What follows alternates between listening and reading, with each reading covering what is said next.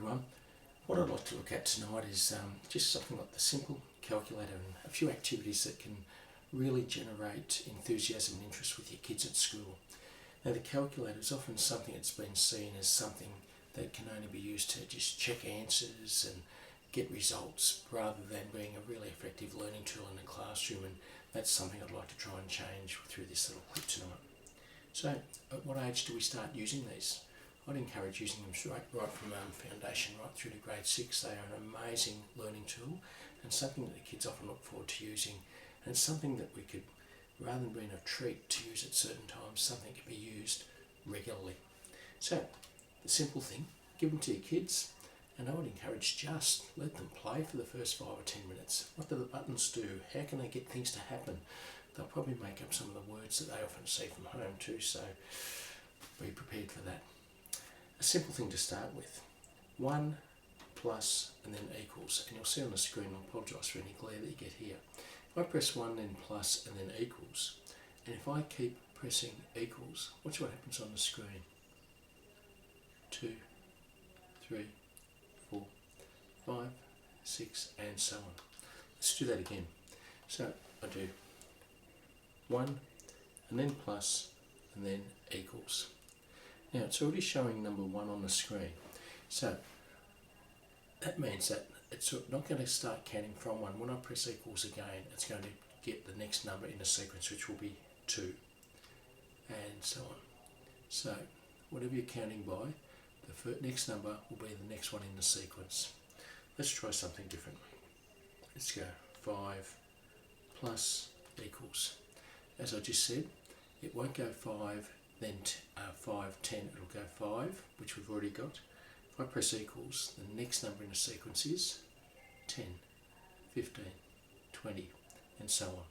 That's an important point to notice, because often when the kids are counting without looking at it, they'll be 5 less than what it actually is, or 10 less. And speaking of which, let's try 10. 10 plus equals. We've already got 10 there. The next number in the sequence will be 10 more, which is 20, 20, 30, 40, 50, 60, 70, 80, 90. Let's wait there. Yeah, so children, now what could be the next number? What's it going to look like? What will be in each column? How many columns will there be? And then we've crossed over into 3-digit numbers, a 1, a 0 and a 0. So what do the zeros represent? Let's cancel.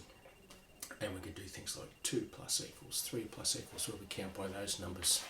Now, sorry for moving around.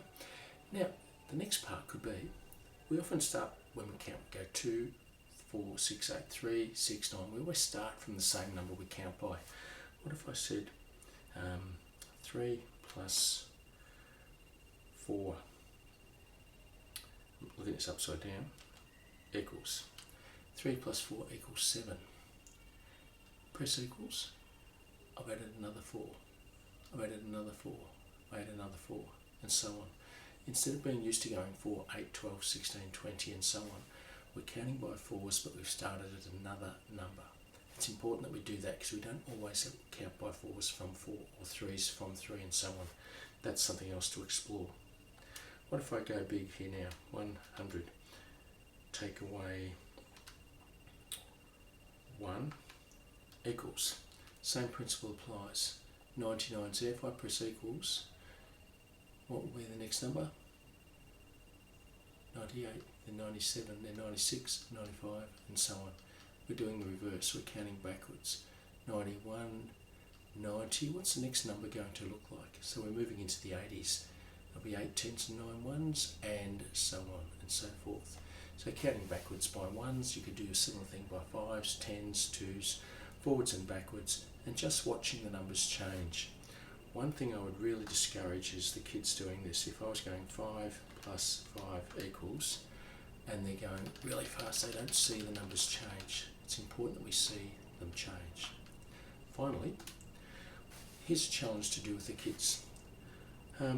Let's go 5 plus equals. Now, when I press equals, the next number will be 10 and then 15. Put your finger on equals, but don't look at the screen. And then say to your children, okay, I want you to stop at 65. So I'll try and do this so I know when I press it it'll be 10. So it's 10, I'm not looking, 15, 20, 25, 30, 35, 40, 45, 50, 55, 60, 65, and I hope I'm there, and if I'm not, it doesn't matter. So that's just counting without looking at the screen or counting with your eyes shut. And if you want to see something in front of you, tell the kids to count with their eyes shut, and they will squint so hard that their head's going to nearly burst. It always gets me every time. So, calculator counting, forwards, backwards, and then from random starting points. Give it a try. It'll take the kids a while to get used to it, but this is a great way to start. Good luck.